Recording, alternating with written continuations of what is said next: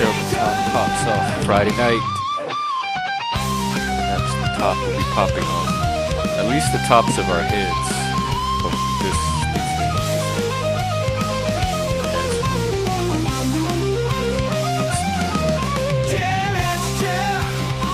topics that stimulate our brains. So today I want to talk a little bit about, I'm going to start doing a little topic before each stream, and then I'll post the link. So I was thinking, we've been talking about chaos and stability and disintegration, and I I've been experiencing it myself the last probably couple of months. So I've been trying to take a close look at it and see exactly what's happening in that process. What exactly is disintegrating? How did it start? What control or influence do I have on it? Ability to direct it, etc. And I was trying to figure out what is disintegrating. Is it personality aspects? Is it values? Is it old connections? And it seems like it's perception. Your perception of things, the way you perceived things or thought things to be, is disintegrating. It's falling apart because it's no longer reflective of what it's trying to map. Either because you have new information, and so you have to readjust the perceptual framework that you've been fitting the facts into, the data, the input, or you the frame itself, you're taking the same facts. There's nothing new. You're working with the same set of observations, but you're beginning to see them differently. You're making connections that you weren't making before, etc. So, but it's this internal perceptual process of whatever's coming in.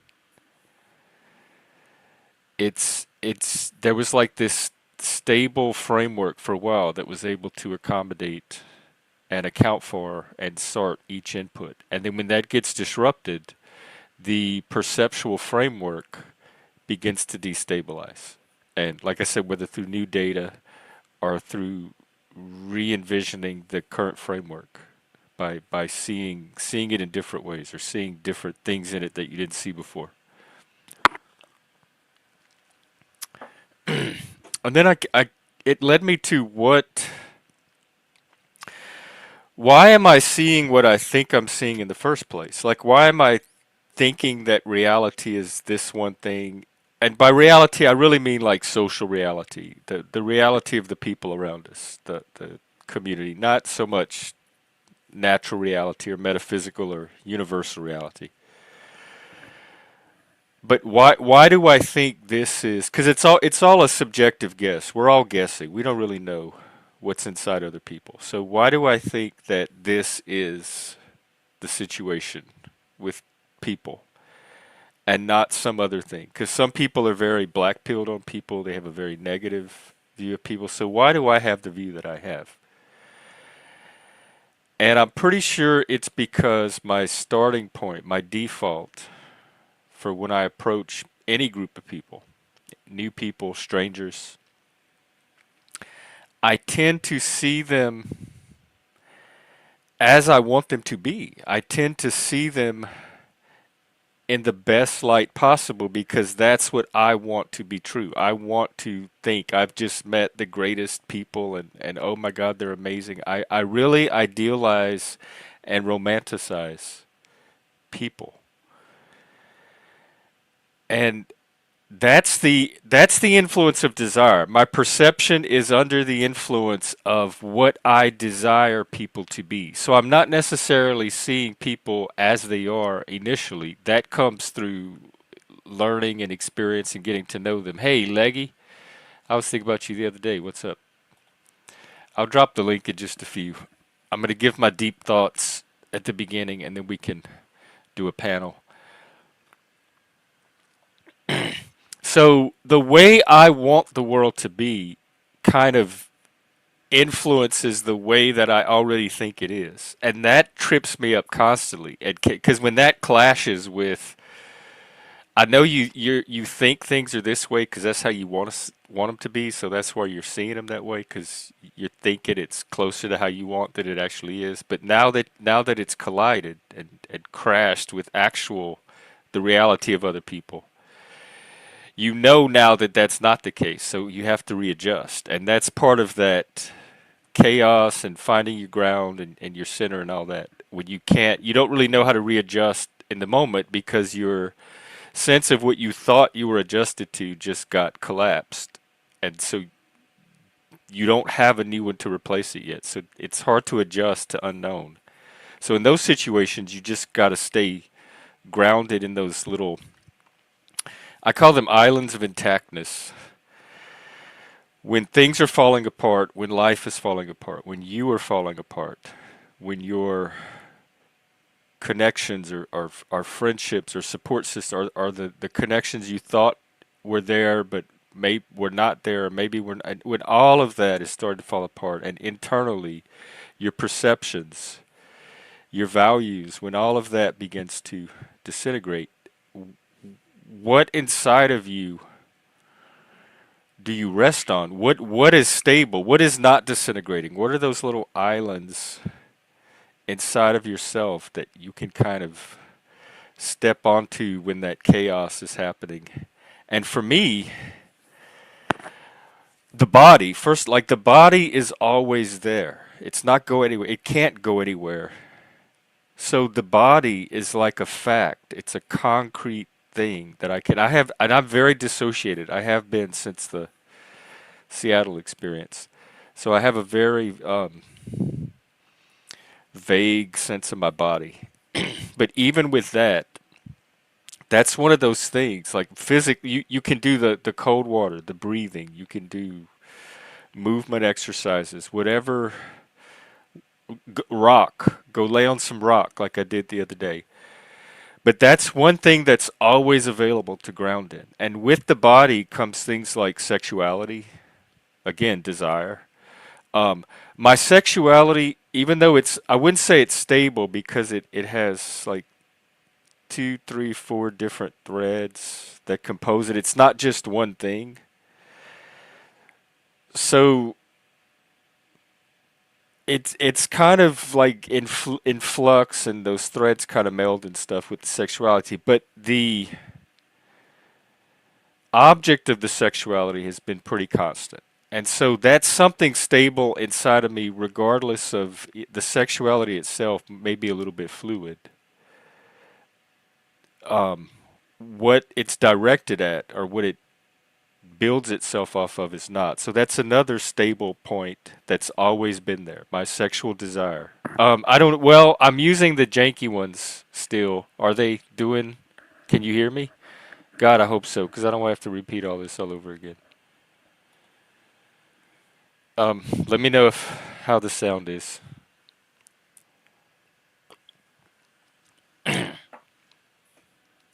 Another one is like my ability to think, logic and critical thinking. That works the same way in every situation, no matter what. So if you know formal logic, if you know how to critically think about something, if you know the scientific method, those are like little processes that are very stable, very consistent, that you can ground yourself in, particularly when you're faced with like new or unknown information. That's a little point of stability, a little island of intactness I could go to. And then my emotions, even though they happen spontaneously, when they happen very intensely, and the magnitude and intensity of that emotion, that like chemical rush through my body, gives me something to ground in when they happen too, as at least as long as the emotion is around. So things like thought, emotion, sexuality, um, the body. But then you have that set of values, those set of higher values that we're trying to discover. What is the good? That the ideal is that you once you really know what your true values are and you're confirmed in those, you can always ground in those. But sometimes it's the values themselves that are disintegrating as you're realizing that what you thought were your primary values are in conflict with something else that's an even more fundamental value. And so as the values are sorting themselves out, you can't always like stably, you don't like have always have a go-to value to just go grounded, especially when that's part of the disintegration. So those are, and the other thing, so desire is one thing that can influence perception. And another thing, and I think it's related, is delusion. And that is when I think I'm seeing things accurately. I think I have a good sense. I'm reading the room and I have a good sense of what's going on and where people stand. Stuff like this happens in Survivor all the time, where everybody thinks that they know what the plan is and what the tribe's going to do, and some of them actually do, but some of them are just being misled to think that this is the plan. And so they have this sense of I have it figured out. I know how the vote's going to go. I know what's going to get pulled off tonight when they're the actual dupe. And so they have this delusion created around them that's making them think that they really know what's going on when they don't. And so sometimes I think I'm seeing everything accurately, and it's not necessarily out of desire because that's how I want to see it. I just think that I'm using some fairly prudent and reasonable observation and some rationality to kind of put together a picture of what's going on. And without anything to challenge that, I go with that. I can go with that for weeks, months sometimes. And if it doesn't get challenged or come into conflict with some, like, so I think everybody's on the page that I think they're on. And until it gets challenged, I walk around in this state of delusion, and all the perceptions get filtered into this very wrong guess that seems right about how things are, and there's nothing to check it, so I'm kind of blind to it. So I don't know if it's the autism or if that's just how people in general work, but there's very much this sense each time of guesswork, of feeling around in the dark, of kind of this fog, this blindness. And I never really know what's going on, but I think I have ways of getting close. But a lot of those ways are me just getting close to what I want to be the truth and not what is actually the truth, or thinking I'm getting close but not really getting close. Like I found a doorknob, but it's actually the end of a chair. And I don't know until I try to open it or somebody tries to come in and I realize, oh, that's not the doorknob or whatever. So a lot of times you're in this perceptual uncertainty where what you thought was a stable awareness of your social, psychological surroundings gets challenged and it gets revealed that it's not, but you don't really know what the actual thing is. Not that I think you ever do. You can be in this state of uncertainty that feels like, and I think that's where the disintegration is actually happening. When as your perception is shifting from one kind of assumed reality based on it to another that's not yet completely formed yet. So that's the kind of perceptual chaos and disintegration. And I think, like I said, desire, the influence of what you want to be true plays a big role, a big part in what we think is true or what we assume to be true. And I've always said, when it comes to people, they don't work like rocks and plants and atoms and chemicals. Oh, because of the rocking. Well, you should not watch my out and about thing, yeah, because I have a very shaky camera. I haven't learned to keep the camera still. But this is a Spurg channel, so there's a lot of bounciness and junkie. We're like Tiggers. We're wonderful things when you get to know us. Actually, we're not. I'm another thing I'm discovering, and this is a great example of perception disintegrating.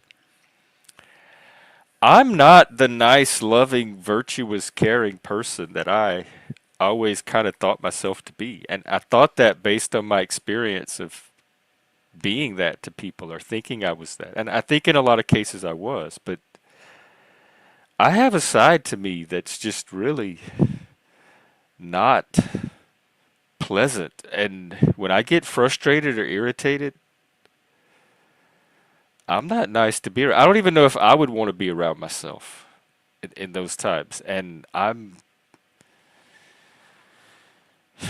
don't like being the source of that for other people. But at the same time, I don't. I guess that's that process of finding a better path or a higher path. But I don't. I'm giving an honest reaction in the moment. That is me being frustrated at whatever's going on, the communication breakdown, and this is how I know to express it. And until I discover some better way, which is probably patience, understanding, tolerance, the same thing I ask from other people towards me. I'm just this icky monster that's kind of being me. It's that, oh, we talked about the abrasive personality disorder. That's what I have. So I'm going to drop the link now. I'm tired of listening to myself talk. And come on up for a panel. It's Friday night. It's not a work night. So I can pretty much stay out as long as I want. Hey, Joey, are you streaming tonight? I imagine you are. I want to thank you. You need to get like a public service medal or something because you are keeping all of the drama locked up behind the cabinet where it belongs and gatekeeping the access, and you're doing a fantastic job. And it's making my job here a lot easier. So thank you for that. There is a horror movie called Antlers.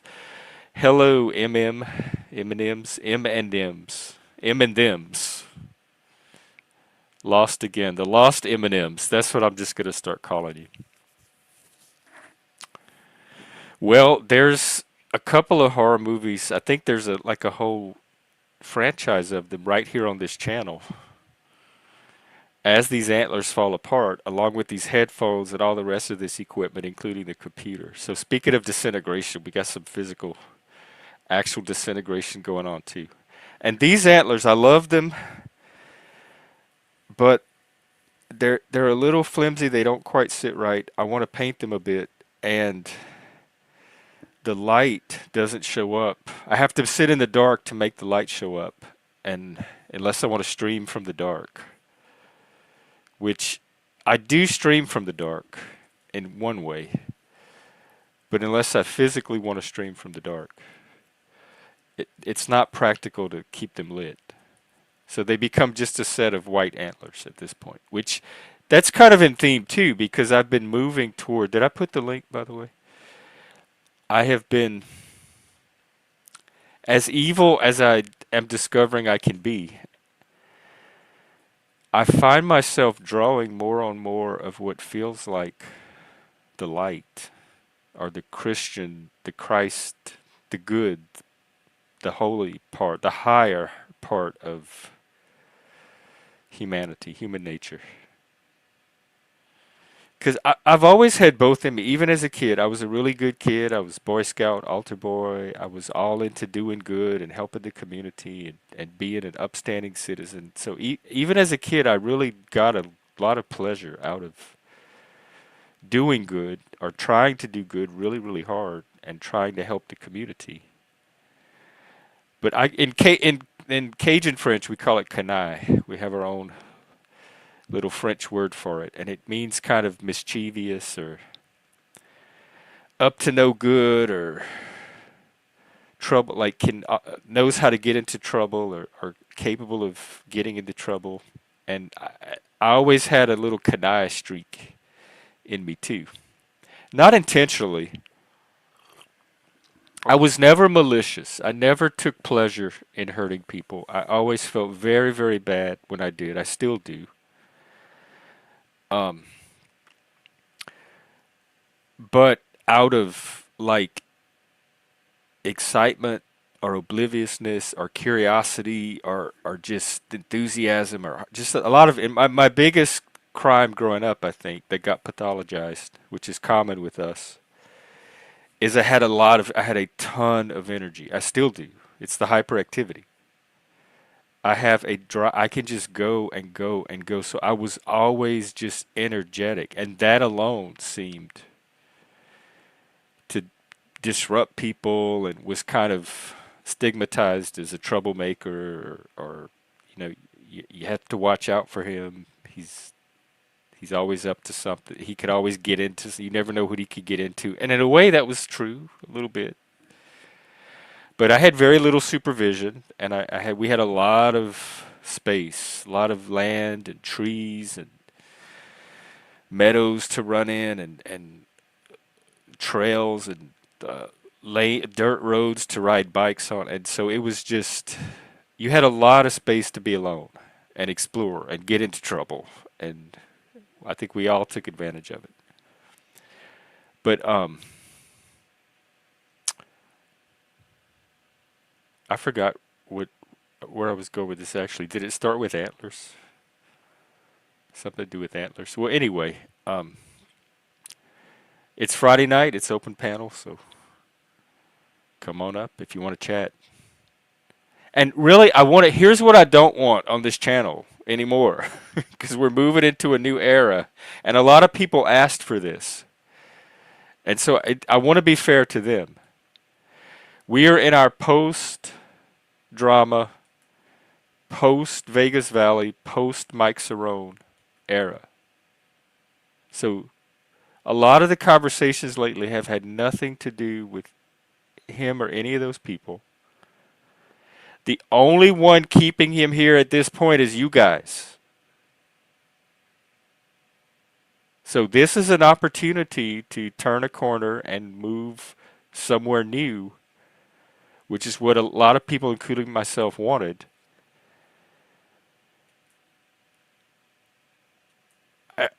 I don't want to keep us stuck in. I want us to kick into gear and go forward. So if we can just leave all the drama talk from the past in the past, or another Joey here, I'm going to put Joey's channel.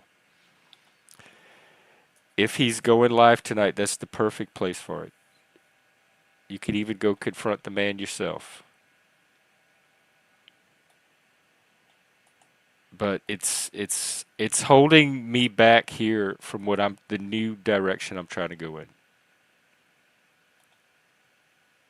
And yeah, I know my numbers are low, but they're always low when you're starting something new. That doesn't bother me. I've grown from low plenty of times before. I've pivoted many times, and we've had 5 or 6 eras of the channel by now. Okay, there's Joey's channel. That is where you want to be tonight if you're looking for drama. And I will not be offended at all if you go over there and support him. The way I've always looked at this is like the mall, and y'all are consumers. You drive the market. You go where you want to go. It's not our job to like try to keep you somewhere or influence you to go a certain place. I open my little shop in the mall. Everybody else has their little shop in the mall open, and then y'all wander the mall and y'all go in and out of whatever shops y'all want. And my job is to keep my shop open and keep my merchandise fresh. And so we're in a new season. We have the fall items coming in.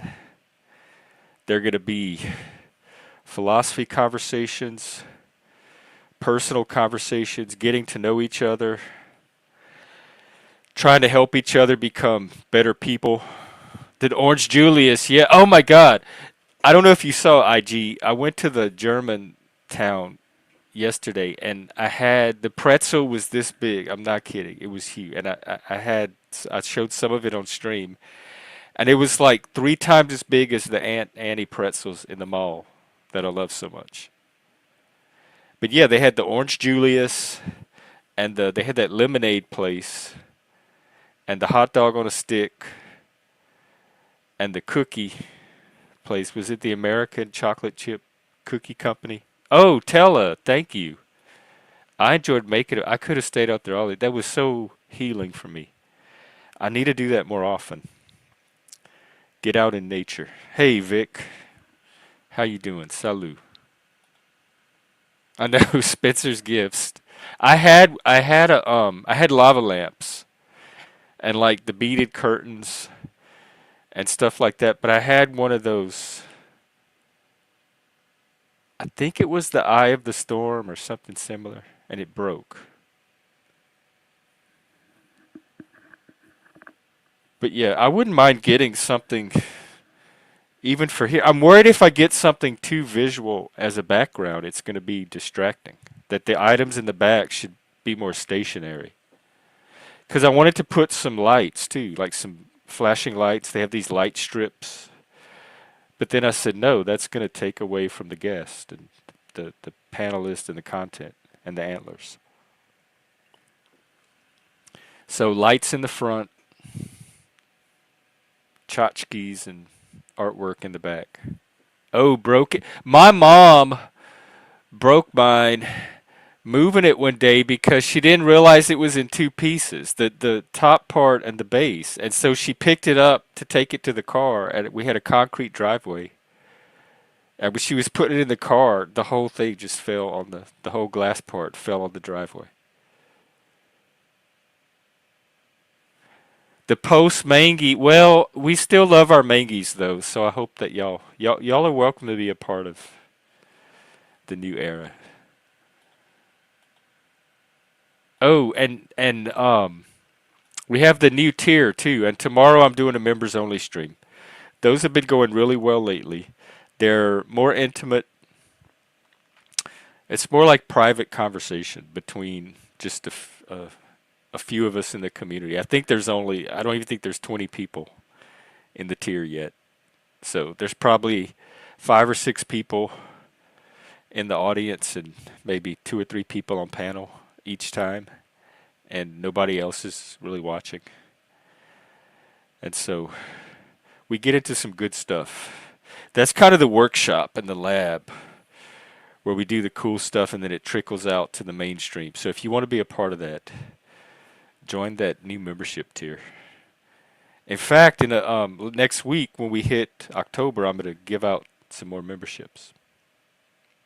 Yeah, the lava lamps, especially the one from Spencer's, they didn't really gloop and bubble like to me they should, or they were too gloopy. They kind of burbled, well, but they didn't like the ones in the movies. The bubbles would go up and down like those little bubble Christmas lights. Oh, thank you, Alan. Have you seen?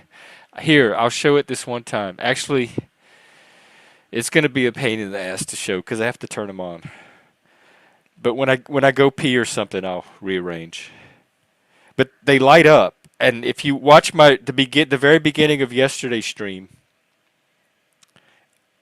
I start out in the dark, and you can see them glow. Oh, you were there for the wind spinners? Those were cool. They had one that was the American flag.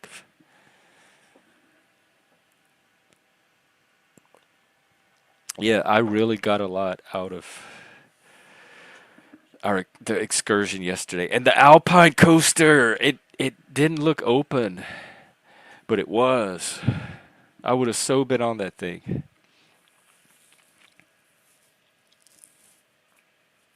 So, if anybody wants to make a trip up to Washington State and do a stream together, there's a lot to see and do. We can go coastering.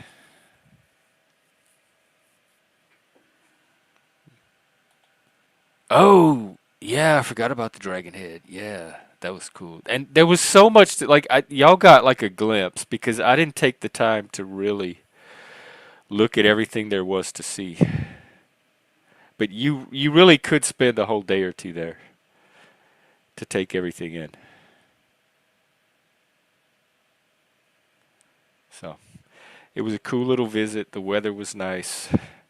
The nature was awesome. And the best part of all, they had a swing set, y'all. Oh, it was a nice one, too. Big, tall swings. And they had a swinging saucer you could sit in. My mind is there right now. You'll have to I'll come back to the stream in a few seconds. Let me sit out there and enjoy. Oh, man.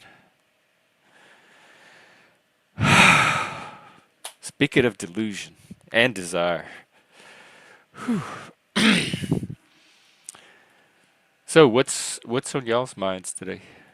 I looked at the news. It really seems like kind of the same old stuff going on. The Comey thing is the big headline, which I have no opinion on. I'm just gonna let that one play out.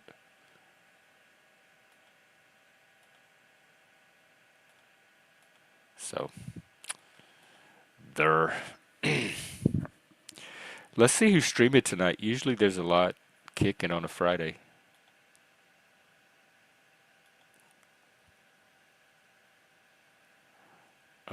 No, not so far. Maybe later tonight. Bex has been out a lot. I see. Ooh, it's about Satan. Oh, no, something else. Okay. Well, anyways, I'm here doing my part. And remember that ultimately, at the very, very bottom core of this channel is the goal, aspiration, mission to be part of the mental health solution. So more than anything, I want this channel available to help with the mental health needs of anybody who needs it. We prioritize that here. A Hims commercial. What is Hims? What's a Hims? Is that it, like some jeans? Some clothing? Hims? I like it already. Let's see. Hims. Digital health. What? Is that what you're talking about? They're really pushing those lately, but I don't. It's too nanny state for me. I don't like all that. I'll monitor my own health.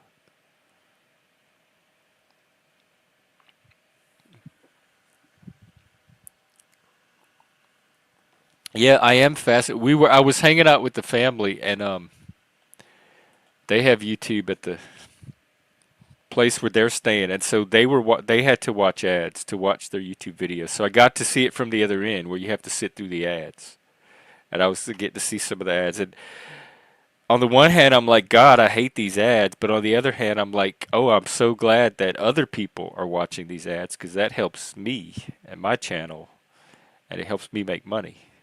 So yay for the ads, except when it's my turn to watch.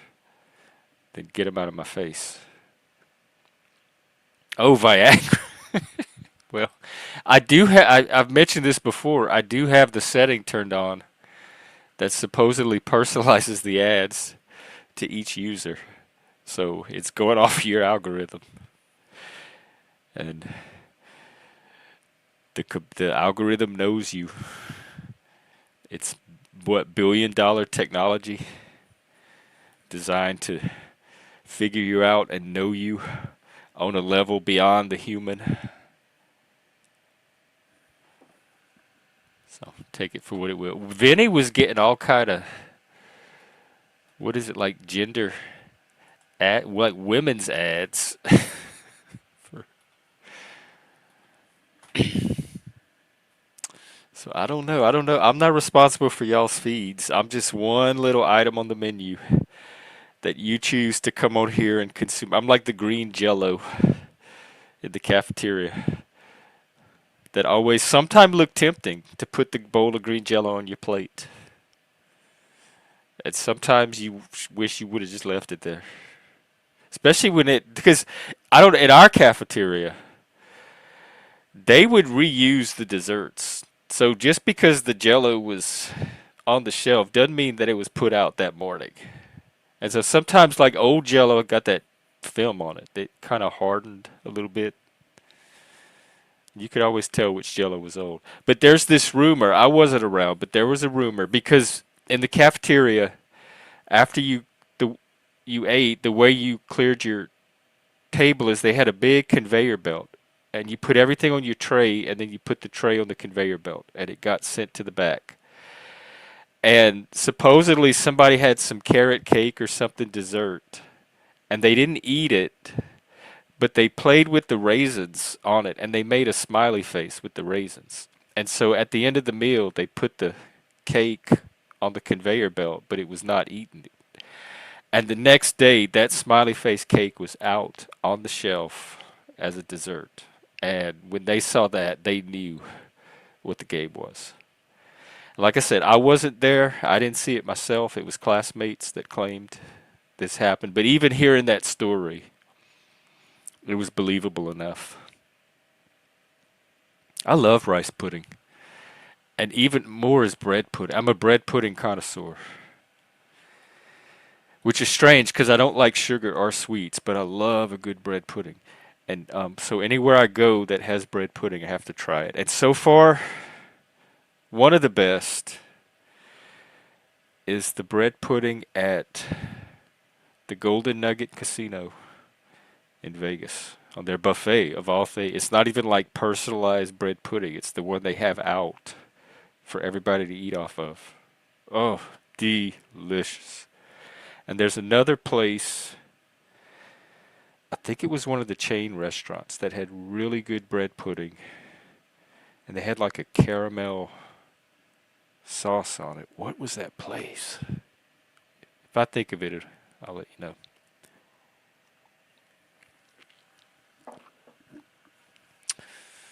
Serving up the pudding.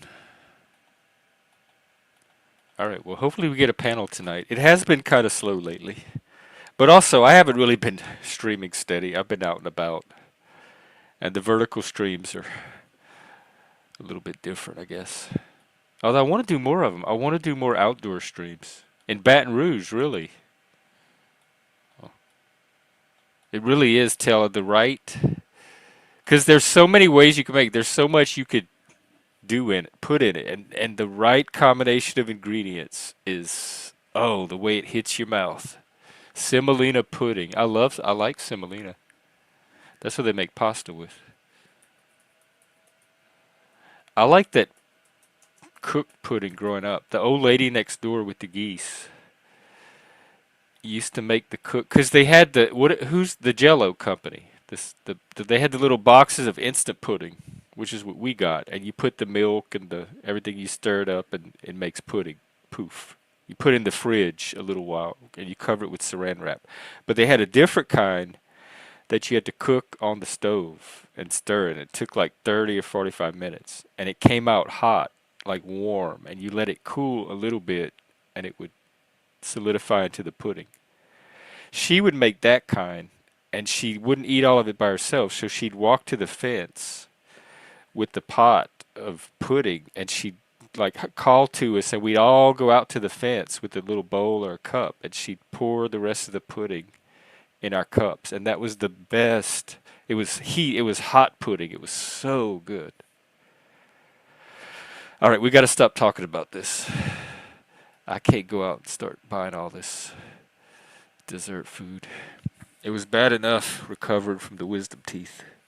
This does look good. The semolina pudding, it kind of looks like cream of wheat. In fact, I will show you guys. Look at this. Oh my, and I love cream of wheat, y'all. I know it's just like what, denuded wheat farina. Look at this with the banana flakes. This, can you buy this or you have to make it? They make this look so good. Okay, we gotta stop. I've been eating all week with the family, and all it's doing is stimulating my appetite even more. Whew. Oh, you can make it or buy it. Okay. Cinnamon coffee creamer, like the kind in the bottles. The like, what do you call it? Is it Coffee Mate? They have them at work. The liquid creamers, the different flavors: vanilla, caramel.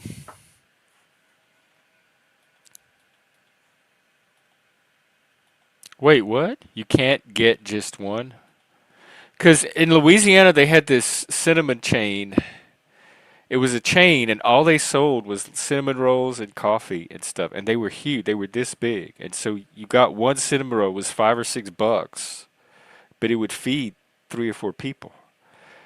So are they having? Do they have those now, where you get the big cinnamon rolls? Or are you saying you can't even get a little cinnamon roll anymore?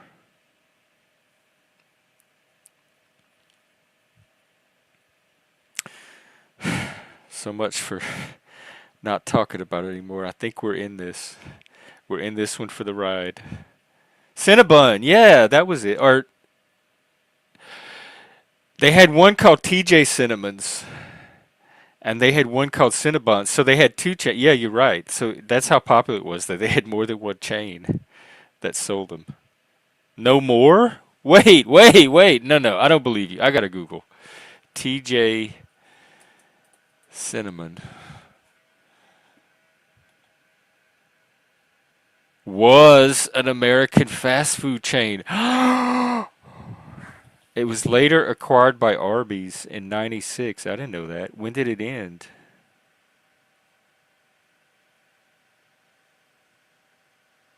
And then it and then Arby's got sold and somehow it ended up with Wendy's.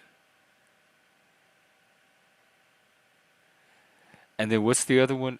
Cinnabon.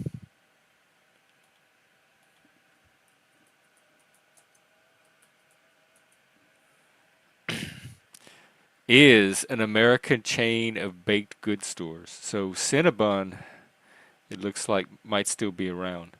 In fact, of December 2017, which is a long time ago, there were more than 1,200 Cinnabon bakeries operating in 48 countries. Wow.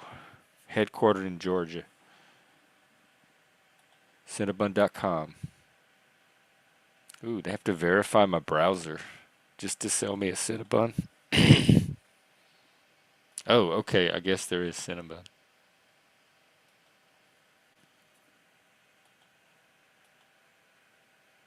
Ooh.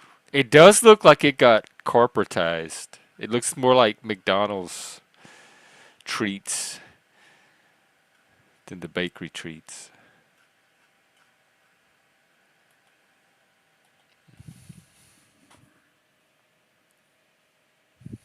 Do you have to go to the mall to get the Cinnabon? They had all those like specifically mall chains.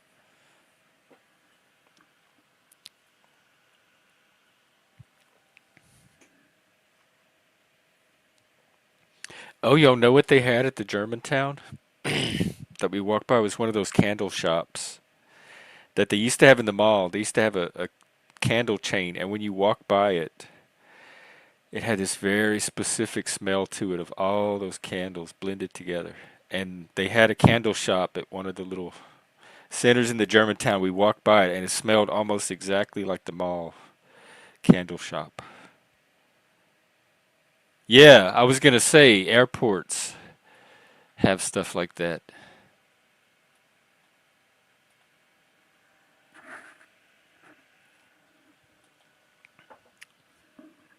Well, I don't eat Cinnabons or desserts or anything, but maybe there's something exotic I can go out and get and do another ASMR mukbang on the stream, like I do with the chips and the fries. I haven't had fries in a while. Oh, I want some fries. We had the best. We went to a. It was at the German place. We went to one of those beer houses at the Germantown, and I had a burger, and it came with a basket of fries, and they were so good. They were crispy but soft.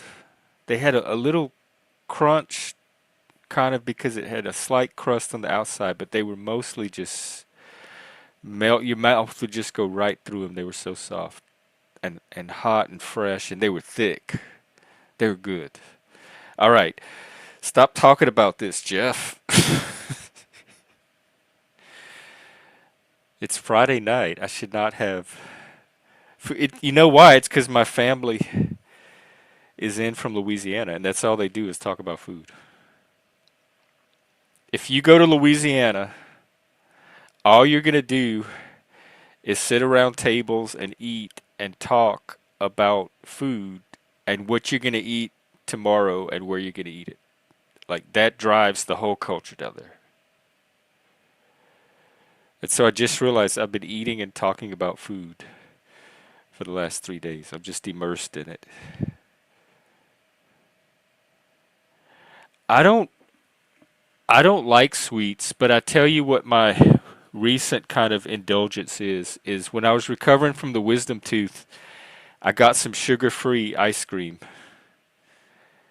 and so it didn't have any sweet sugar at all, and I was able to make my way through that. So every now and then, I've been getting a little pint of the sugar-free ice cream for that milky, creamy feeling. And so I guess that would be my go-to non-sweet sweet treat.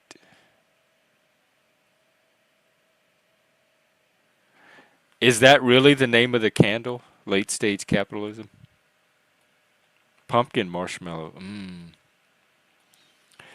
Growing up, my mom used to have this little, it was like a little dish that you plug in, and you had these wax chips that came in a bag, and you poured it in this little metal electric dish, and then it would melt, and it would scent the room, whatever flavor those chips were. She had a bunch of those, and I used to love playing with that.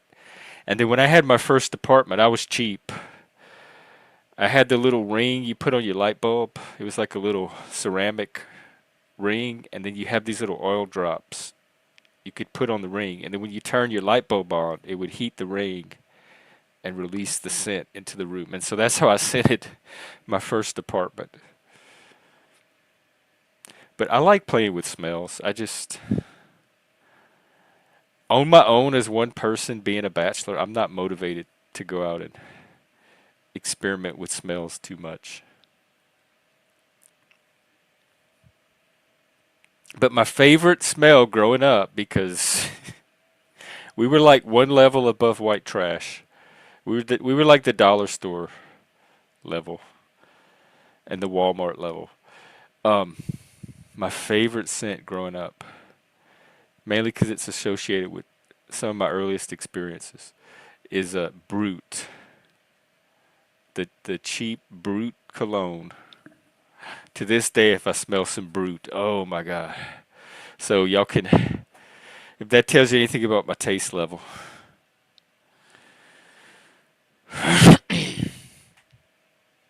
So like once you have your smells that embed themselves in your memory associations, I have my two or three smells, and I don't really branch outside of that. Although it's fun to play. I like going to the, is it the body shop, Bath and Body, so where they have all the soaps and the scented body washes and lotions and stuff. They have a whole line of scents, and they carry over across their products. So they'll have the body lotion in that scent, the soap in that scent, the moisturizer in that scent, and I like going in there and smelling all of their current scents. And every now and then I find two or three in there that I think I could live with for a while. I never liked Old Spice, and I think it was because of the bottle more than anything else. It didn't speak to me as a kid. But I tell you what, we did have was a shaving kit, and it had a big brush, and it had like this Old Spice powder or aftershave, and you put the brush in it and you dust it on your face. So I would sometimes use that just for no reason at all, that it made me feel like manly, because all the men, like all the boys and men in the family were using it. So I used it too. Like, yeah, this is the man thing to do. Put this scented dust all over your face. I wasn't even shaving back then, really. That didn't start till probably late junior high, early high school. And the other thing that was popular, because a lot of this we'd get as Christmas gifts. You'd get like the Old Spice collection or the Brute collection. And the other thing we'd get as gifts a lot are gold chains or a watch, but mostly gold chains. And so we'd have our Old Spice cologne or our Brute cologne and our gold chain across our neck.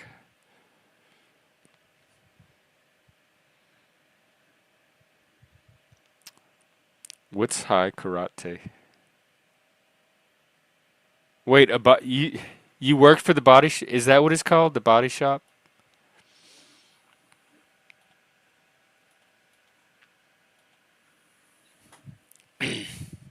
Here they have Sephora in downtown Seattle that everybody goes to, and I went in there a couple of times, and I felt like I didn't even belong. It was so fancy. I felt like they were going to ask me to leave, just even standing in there, that they could sense I didn't belong. And so I didn't go in there very often, but they had stuff to smell.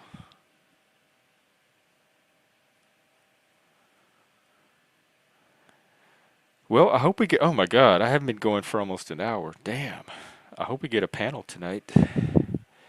It is Friday night. And I want to say, for just me up here monologuing, the numbers were pretty decent. We were pulling in about 14, 15 people. So on my own, I'm going to take that as a big W.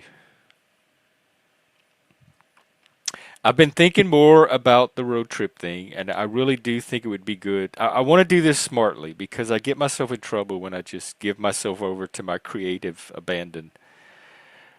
But I do want to do like some little practice trips. So if you're in the area, we could maybe like go sightsee for a weekend, pick some place to go stay at and do whatever the attractions are around there and stream it or something like that. Or if somebody wants to come where I am, we can go walk around some parks or coffee shop or the waterfronts and sightsee. But I want to start collaborating. I want to start doing some more in-person streams. And if I do this trip, the main purpose really is going to be to lay the foundations for this hybrid community. Oh, Helena, I was in their town coming back from the German place. I passed through, and as I was going through it, I'm like, oh, this is where they live. So we're not far from each other, but they have their own life completely separate from anything I'm doing. Like I said, I tend to work from the edges, even within groups that I'm aligned with, I harmonize with, I'm sympathetic to. Even with those groups, my efforts tend to be utilized at the margins, which I'm fine with. I mean, it's kind of all I've ever known. But that's why it's easy for me to create my own group. That way I can work from this. I can work from the center of my own channel, and I can get more done that way. It's more empowering as well. So if you're being marginalized or having to work from the edges, know why you're doing it, because sometimes you're tolerating it for reasons, and that's perfectly fine. But if it doesn't fit in with your ultimate goals for yourself, then find a way to have yourself more at the center. Whether it's you becoming that center and creating it, or finding people that allow you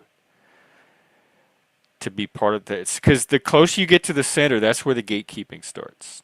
And gatekeep. I know this from real life, from workplaces, and from watching reality TV. Because alliances kind of work like inner circles as well. And there's several goals of the gatekeeping. One is to make it seem like there's not really an inner circle at all, or to leave you confused as to who's really in the inner circle. So to keep it nebulous. The more vague the circle can be, the less of a target it can become. And then the people in the circle have a way of, it's kind of coded. It's not really overt, but they you put on a front like they're not being gate kept while they're being gate kept the whole time. While you're talking to them, you're filtering them and redirecting them out of the circle if you don't want them in, or bringing them more into the circle if you do. And while all that's happening, you're making it seem like either there's no circle at all and everybody's all part of one thing, or that you're also part of the circle, even though you're secretly being gay kept out. So that's most of how I've seen it work so far. And so if any of that's happening and you're not okay with it, sometimes I'm okay with it because it really doesn't matter to me if I'm working from the edges, if I like the work, I'm getting paid for it, I might be fine with tolerating that. But if it's work that I feel like I would be most effective doing, then I want to collaborate with other people that also are good at doing that type of work or want to work at a high level of quality. And those people I think I could be more central. I could work more centrally with. It's just those people are hard to find. That's the problem. So the reason I usually end up having to make my own center is because it's really hard to find the people that are able to collaborate on the level that I'm looking to collaborate on as a unit.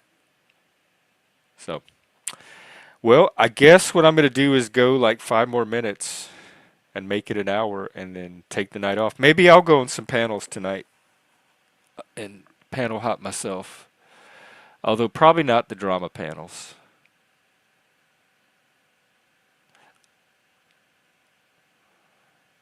Yeah, there's not really anybody out right now. Sasquatch is going to be live later. Sometimes he restreams Flow or some of the other channels too. I've kind of given you my vision for this channel, this new direction that I want to go in. I want it to be a real direction. I want the car to actually leave the garage. I want it to leave the town. I want it to go somewhere. And I want it to help people along the way. So that's the direction I'm trying to take it in. So what do you see contributing to that, or what would you like to see from the channel, or what needs related to personal development, self-empowerment, growth, that kind of stuff, community building, do you have that you see that this channel could help meet? That's what I would like to hear from anyone that wants to share. Either like now in the chat or on panel, or just leave a comment under the video, and it'll at least get the conversation started, and then it can be something that we continually touch on here. Because even though I have very clear ideas for what I want this channel to be, I don't have the exact blueprint for the form it's going to take, and which I think is a good thing. And I can't do it alone. So this is meant to be a community effort, like a collaboration. I'm taking I'm going to be the one that helps get the channel there, but I want it to reflect everybody's input as well. So I don't want it to be just my vision, because my vision is tied into having a community vision, and a community vision doesn't come from just one person. That's what makes it a community vision. It emerges from everybody who has an interest in the community. How we live in the apocalypse. Well, I think we've been living in the apocalypse since, what, 2000 something years ago, since there was an apocalypse. And so, yeah, we could talk about it. Apocalypse means revelation, so it's like living in the final reality. But to me, that's like saying, can we talk about how we live in the panelverse? And yes, we do. Some of us do currently live in the panelverse because it's a state that anybody's available. Like, it's available to be entered at any time, and then you live in it, and then you can leave it, and then you're no longer living in it. I see the apocalypse that way too. You can live in an apocalyptic mindset at any point in history, including this one. And then the way information gets filtered in your brain gets experienced a certain way and framed a certain way.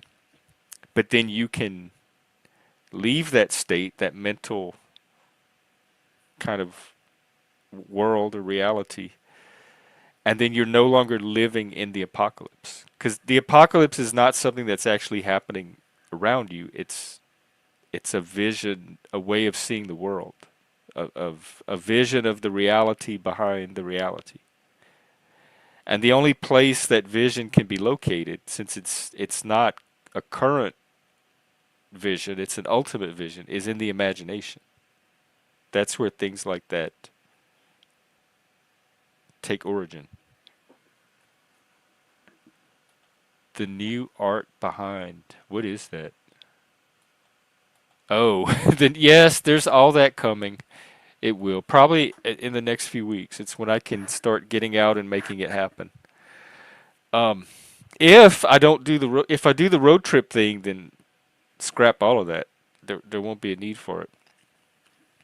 But I think if I do the road trip thing, I'm gonna gradually work up to it. It won't just be a pack everything and jet. The world, well, my world, the world I'm in right now, talking to you from, does not seem like it's ended. It seems like it's still here and happening, and I'm still doing it. You could paint.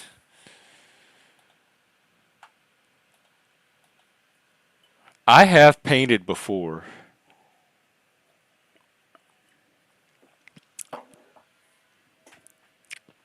Like just wall painting and ceiling painting and stuff. Sometimes that can be relaxing, like meditative.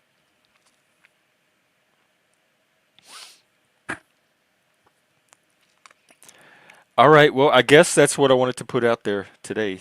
That's the only download I have, like Vinny says. So if there's no need for a panel, I can let you go enjoy your Friday night, and I'll go enjoy mine. Maybe I'll see you again later. And tomorrow I'm going to do the members only at some point during the day, maybe late afternoon, early evening. Is that stagecraft is acting, right? The techniques of acting? Like, what would they do? Paint something and send it to me and I would stick it on the wall? Then I'd need to give everybody my address. I could get a P.O. box.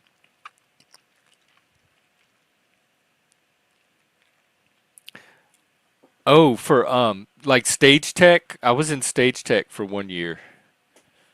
It was kind of fun. I like building and making things. Another thing that I find meditative and putting things together. Like one of my favorite things to do is put prefab furniture together. Like if you buy a bookshelf, you have to come home and put it together. And to the point where a lot of my friends and acquaintances would call me when they had something to put together because they knew how much I liked doing it. They'd be like, "Save it for Jeff. Hey Jeff, we just bought this table. Do you want to come over and put it together for us?" "Oh yeah, I'm on my way."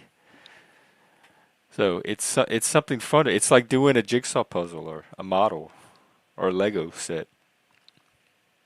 Fun. Keeps my brain active, my hands active, and it keeps them coordinated, which is very rare. Maybe that's why I get so much pleasure out of it, because for once, my brain and my body, my hands, are working in unison in that flow. I went to an IKEA one time. It was the weirdest experience. The ex, when I first got here, he took me. We were gonna get some books. I showed up with a load of books. Like half of my, when I move, half of my cargo is my library of books. If I didn't have as many books as I have, I could move in a car. More than half of the bulk of what I own is books. And so we were going to find bookshelves for all these books I showed up with. And we went to IKEA, and you had to like start, it was like the yellow brick road. You had to like start at one end of the store, and you had to take a very specific path that wound through all the furniture, and you couldn't go backwards. So if like it wasn't like aisles, so if you didn't buy it when you passed it, then you had to go all the way back up the path to get it again. It made no sense. Like my brain could not adjust to IKEA shopping. And then there was like a little food part that he was raving about that we should stop and eat something at the food thing. And this is not a furniture store. This is something else. It's trying to be a mall. It's trying to be the lobby of a movie theater. I don't know what this place is, but IKEA, it really challenged my openness, which I'm traditionally very high in. But I didn't get IKEA at all. And then the stuff came. And then that's, you don't even take it with you. You go to the store and you pick it out, and then they deliver it to you the next day or two. And then and so when they came, I put those together, and so at least I had that joy. Yes, and I have right here off to my side. In fact, the Satan is sitting on him. Is my bookshelves, and I actually thought of it's just a matter if I can fit my furniture all in the way the room is made, because it's not a completely square room. And if I can rearrange, I'm gonna put the laptop in a different spot, and it's gonna show the bookshelves, because we have some built-in bookshelves hanging from the wall as well, which look really good. So that is one thing that I'm looking at, is shifting the entire position of the desk so that the books are the background now instead of this wall. And then I could still have the little Satan statue. The problem is making it work with the couch, and if I can pull it off, that may happen. No, Bex, I'm not. I started watching wherever we left off. Like I watched like 10 minutes. That's as far as I've gotten. And I think the finale is soon, maybe even tonight. I don't know. Are you caught up?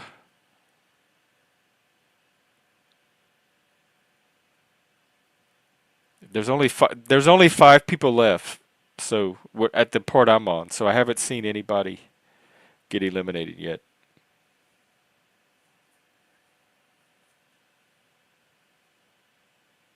Oh, okay. Well, I'm gonna take care of some stuff here and get something to eat and all that, and then I will message you maybe half an hour, 45 minutes or so, and then we can watch at least an episode.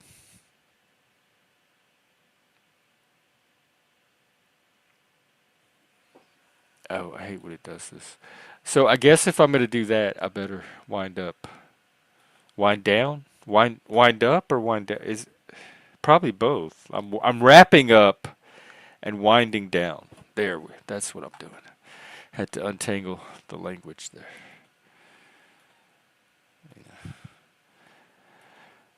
Alrighty, folks. It was fun hanging out. I nice chatting with you. I'm gonna come do it again tomorrow with some of you, those of you who are members, and then we'll play it by ear from there. Because I usually take Sunday off, so it may not be until next week that you see me again. But it's Friday night. Go enjoy some panels. I think Joey might be out live later if you want the drama. Other people are streaming, so see you in church. Have fun. Let me get my song going.